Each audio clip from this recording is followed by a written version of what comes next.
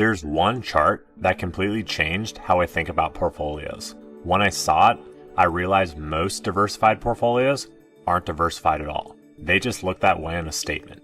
In this video, I'm going to walk you through the actual math of diversification. Why adding more investments doesn't automatically reduce your risk, the single variable that decides whether diversification works or fails, the rough number of return streams you need to radically shift your odds.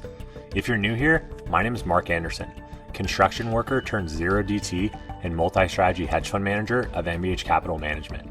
I've sold over $100 million in zero DT premium and traded for over 1,000 consecutive market days. Let's look at the math behind real diversification. Most investors treat diversification like a counting game. 10 stocks instead of 5 ETFs instead of 2, sprinkle in a mutual fund or 2, feel covered. That's like saying you're going to run a better restaurant by adding more chefs. If you don't have waiters, dishwashers, or hosts, you don't really have a well-oiled machine. More doesn't mean more capability. More line items doesn't mean less risk. The real question isn't how many positions do I own? It's how do these positions behave relative to one another? Let's make this concrete though. Imagine a single return stream. This could be one strategy, one asset class, or one sleeve to your portfolio. Suppose it has an average return of 10% per year and a risk of 10%. We'll use standard deviation as our risk measure. Now we add more return streams, second, third, fourth, all with the same individual profile. 10% return, 10% risk.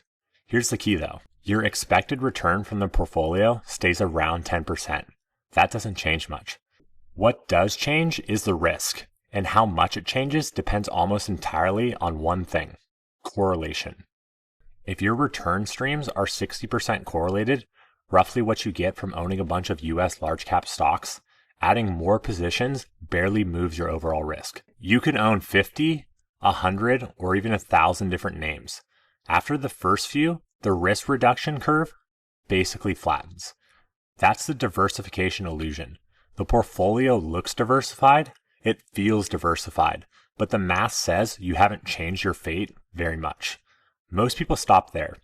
The important part is what happens when you change the correlation. So if more of the same doesn't work, what does? The real lever is lowering the correlation between your return streams. Not a little, but a lot. Let's put numbers on it. Same starting point. Each individual return stream is 10% return and 10% risk. Case 1, 60% correlation. Case 2, 10% correlation.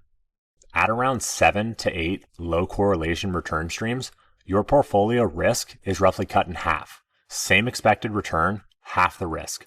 That means your return to risk ratio doubles. You didn't find a single better investment.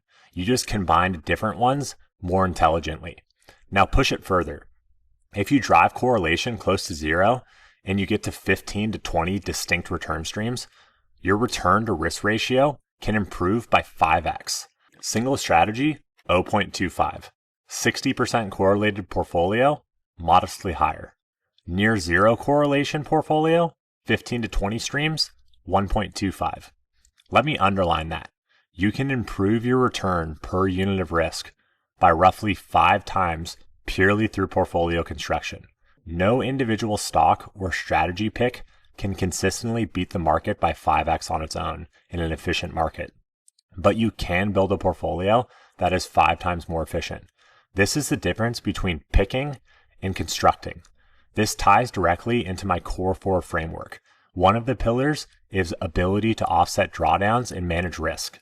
That means you aren't trying to avoid risk, you're trying to pair return streams whose risk offset each other over time. And there's a cost. Low correlation return streams are harder to find, less intuitive, and often uncomfortable to hold. A commodity trend following strategy can look useless for 6 months and then suddenly carry the portfolio in a crisis. A volatility strategy might bleed a little while your equities are on fire. That's the price of actual diversification. If every position looks good at the same time, you're not diversified, you're concentrated. Real diversification means something in your portfolio is always underperforming on purpose. Take one return stream with a return to risk ratio of about 0.25. That's our example. 10% expected return, 10% risk. With that profile, your probability of losing money in any year is roughly 40%. 4 out of 10 years, you should expect to be down, even though the long-term expectation is positive. Now look at a portfolio of 15 to 20 low correlation return streams. You haven't juiced each individual return. You've just diversified intelligently. The combined portfolio can have a return to risk ratio of 1.25. At that point, your probability of losing in any year is roughly 11%. Single strategy, 40% chance of losing in a year. 15 to 20 low correlation streams, 11% chance. You've gone from almost a coin flip to about 1 in 9 years. Same building blocks, completely different structure. This is what I think about every day running a multi-strategy hedge fund. My 0DT option strategy is one return stream. It's a good one, but by itself, no matter how well you trade it, it cannot compete with a well-constructed portfolio that layers in additional, truly uncorrelated strategies. This is why the big institutional shops obsess over portfolio construction. If you sit in an institutional meeting, they talk far more about this: correlation, regimes, portfolio level drawdowns. Then this is my favorite stock for the week. Selection still matters. Rotten wood is rotten wood. You want individual strategies and assets that make sense. But architecture is a multiplier. It decides whether the building stands, how it handles a storm, and how comfortable it is to live in. The trade-off is practical. To get 15 to 20 low correlation streams, you have to go to across asset classes, equities, bonds, commodities, volatility, and more, across geographies, and across strategy types like trend, carry, mean reversion, options, and macro. My 4-environment framework breaks this down into growth, recession, inflation, and deflation. Each environment favors different assets and strategies. Diversification means you're not betting on your future for one environment and you're always in charge. Let's pull this together. Diversification is not a position count.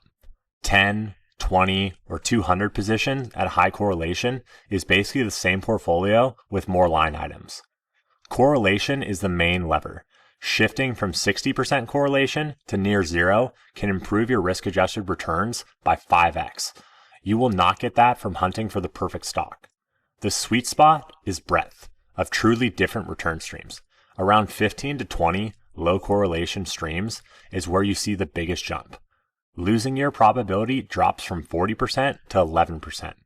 Architecture beats any single piece. Think of it like an architect. What environment am I exposed to? Which return streams offset each other? Where are my correlations hiding? Then you go to fill that blueprint with high quality materials, good strategies, assets that fit the roles, and remember the emotional cost. Real diversification means you will never love everything in your portfolio at the same time. Some will always look dumb in isolation. That discomfort is the fee you pay for long-term resilience. My goal with these videos is simple: help thoughtful investors see the machinery underneath markets, not just marketing. If this was valuable to you and you want to learn more about how to add 15 to 20 uncorrelated strategies, there's 2 links in the description below. One for accredited investors to book a call with us to discuss investment in MBH1, our 0DT fund, and MBH2, our multi-strategy approach. There's also a second link to subscribe to our performance newsletter to keep updated with monthly performance, our latest research, and strategy attribution.